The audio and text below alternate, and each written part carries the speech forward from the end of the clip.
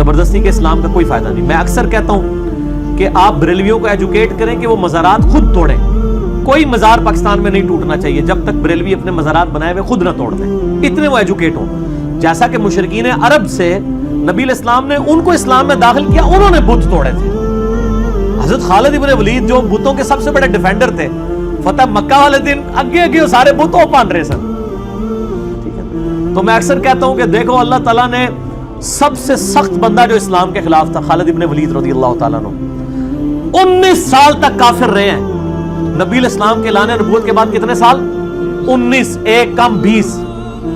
اور آپ دیکھیں 19 سال زندہ بھی رہنے, حالانکہ مر سکتے تھے جنگ آئی, تبھی موت مر سکتے تھے. اللہ نے ان کو اس پیجن کہتے ہیں انگلش میں بت پرست کو. آج جا کے آپ گوگل پہ خالد ابن ولید کا تعارف لکھیں نا تو گوگل آپ کو بتائے گی, ورلڈ جو انسائکلوپیڈیا ہے, کہ ایک پیجن شخص تھا, 19 سال دین اسلام کا مخالف رہا, اور پھر وہ اسلام میں داخل ہوا اور اس نے رومن اور پرشین امپائر الٹ دی جا کے. 100 جنگیں لڑی ہیں اپنی زندگی میں, ایک جنگ بھی نہیں ہاری. There is no other journal in the history of humanity. انسانیت کی تاریخ میں کوئی ایک جرنل بھی ایسا نہیں ہے سوائے خالد ابن ولید کے جس نے ساری جنگیں جیتی ہوں. سکندر اعظم بھی جنگیں ہارا ہوا ہے, اور ایسی جنگیں جیتی ہیں کہ غزوہ احد میں کافروں کی طرف سے ہے, وہ بھی جنگ جیت کے گیا.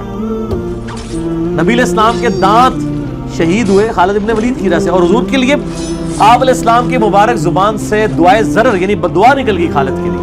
اور قرآن میں آیا کہ نبی علیہ السلام آپ کو کوئی اختیار نہیں ہے, اللہ چاہے تو ان کو ہدایت بھی دے سکتا ہے. اس ٹائم کسی نے سوچا بھی نہیں تھا کہ خالد ابن ولید کو ہدایت مل جائے گی. اور پھر اللہ نے پھر کہا کہ اہل ہے, پھر نبی علیہ السلام کو کہا کہ اب اس کو سیف اللہ ہے. پہلے بدعا دی تھی, آپ کو سیف اللہ.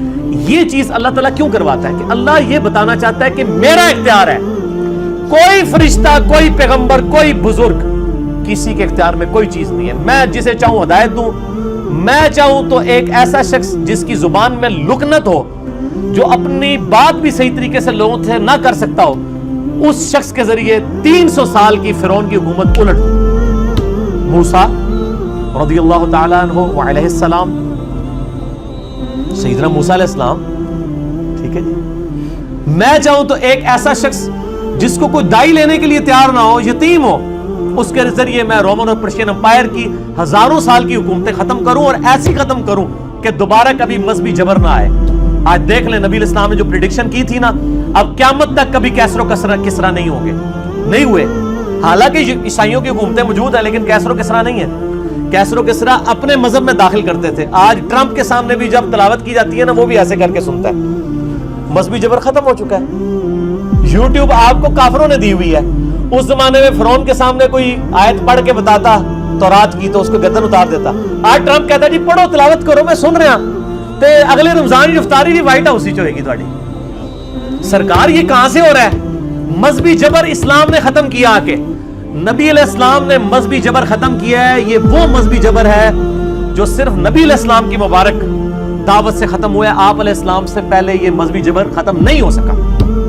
سرکار آپ یوٹیوب پہ جا کے میرے کلپ لکھیں, نبی علیہ السلام کی انقلابی دعوت ان جسٹ 17 ایئرس, تو وہ, اور یا آپ عمر سیریز دیکھ لیں, آپ کو ساری آپ صلی اللہ علیہ وآلہ وسلم کی دعوت حق کا پتہ چل جائے گا. اللہ تعالیٰ سے دعا ہے جو حق بات میں نے کہی, اللہ تعالیٰ ہمارے دلوں میں راسخ فرمائے. اگر جذبات میں میرے منہ سے کوئی غلط بات نکل گئی, اللہ تعالیٰ ہمارے دلوں سے معاف کر دے. ہمیں کتاب و سنت کی تعلیمات پر عمل کر کے دوسرے بھائیوں تک پہنچانے کی توفیق عطا فرمائے.